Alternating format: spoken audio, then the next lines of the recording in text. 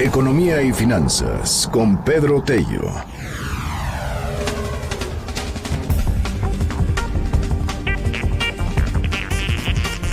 No son percepciones, son datos, datos puros, datos duros, datos fríos, numeritos, aunque pues el presidente diga que tiene otros datos y el gobierno señale que tiene otros datos. Estos son pues datos que están marcando una precariedad en el empleo y cómo pues estamos empezando a entrar en lo que ya hemos platicado, en una crisis, vas perdiendo empleo, entonces ahí sí se te acelera una situación económica adversa. Pedro Tello, como siempre me da muchísimo gusto saludarte. ¿Cómo estás, Pedro? Buenos días. Luis, qué gusto saludarte a ti y a quienes siguen este espacio. Muy buenos días. Pues sí, tal como se esperaba, los signos vitales que dan cuenta del comportamiento del mercado laboral en nuestro país se han ido deteriorando paulatina y consistentemente.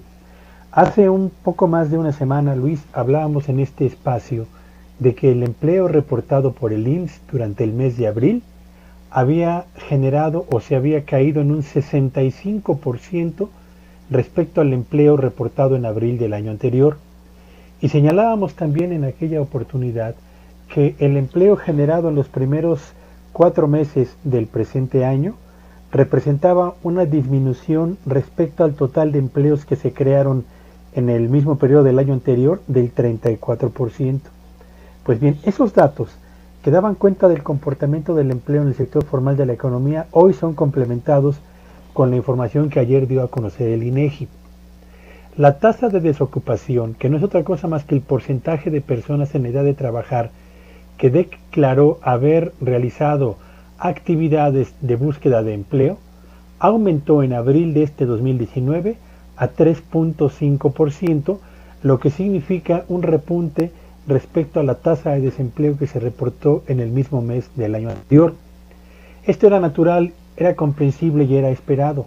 Lo que me parece a mí que vale la pena señalar, Luis, es otros 2 signos vitales del mercado laboral que francamente aumentaron en un porcentaje mucho mayor en lo que a los signos del deterioro de la capacidad generadora de empleo en nuestro país se refiere.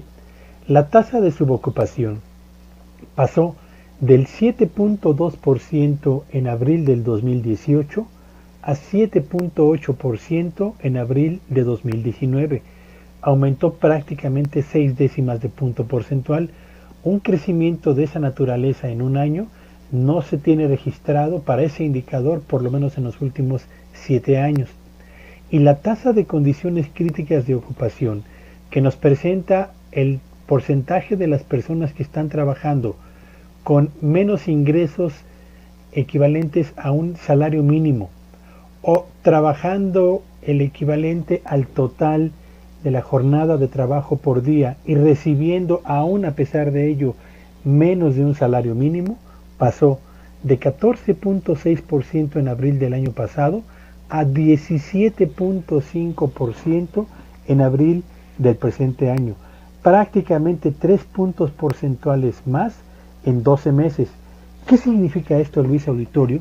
Lo que esto significa es que el deterioro que está registrando la planta productiva mexicana es más acelerado de lo que incluso estábamos estimando a principios de este año, y ya en este momento las empresas están empezando a realizar recortes de personal o a mantener el empleo, pero en condiciones más adversas para los propios trabajadores.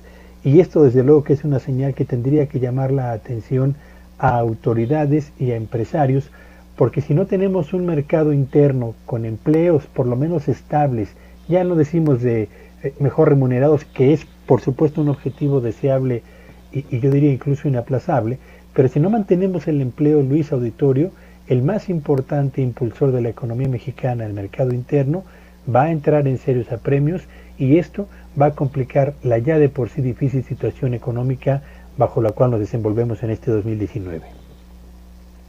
Pues ahí están los datos, la situación se empieza a tornar complicada, y pues las recomendaciones y los análisis, las proyecciones que siempre hemos comentado, o sea, si no se toma en serio esta situación, si no se empieza a trabajar para generar confianza en distintos sectores, pues entonces vas a empezar a ver empleo perdido o peor, empleo que pues empieza a aumentar en cuanto a las condiciones de precariedad, mal pagado, sin derechos laborales, con a veces contratos francamente pues esclavizantes, porque así se ponen las cosas en algunos momentos, y pues una falta de actuación del gobierno que en algunas ocasiones parece estar más preocupado en pintar su utopía que en entrarle a la realidad. Fíjate, Luis, yo recuerdo mucho que a finales del sexenio pasado comentábamos que ese discurso gubernamental de los niveles históricos en la generación de empleos era correcto, pero decía yo, está bien que se alcancen niveles históricos en creación de empleos, pero en materia de ocupación importa tanto la cantidad como la calidad del empleo. Entonces teníamos cantidad, pero teníamos pobreza en materia de calidad. Ahora en esta administración no estamos teniendo ni cantidad ni calidad de empleos suficientes, y eso creo que es el reflejo de lo que está ocurriendo con la actividad económica nacional, y yo diría, insisto, una auténtica llamada de atención para activar ya la inversión pública, para impulsar la inversión privada y desde luego para crear y asegurar un ambiente de certidumbre que atraiga nuevamente los capitales productivos a las actividades económicas de este país, Luis. Como siempre, Pedro, muchísimas gracias, muy buenos días. Te seguimos en tus redes.